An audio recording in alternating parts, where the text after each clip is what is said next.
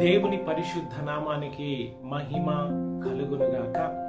ఈ రోజున దేవుడు మనల్ని ప్రేమించి మనకు అనుగ్రహిస్తున్న వాగ్దానము ప్రకటన గ్రంథము 2వ అధ్యాయము 7వ వాక్యము.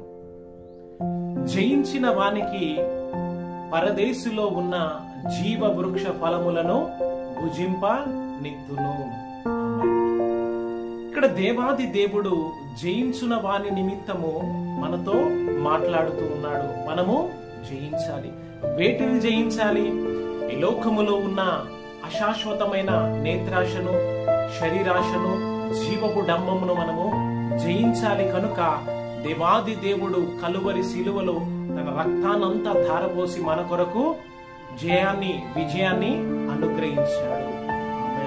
ఈ యొక్క వాగ్దానాన్ని నీవు విశ్వసించి దేవుని నిత్య రాజ్యములోనికి నీవు నడిపించబడుదుగాక.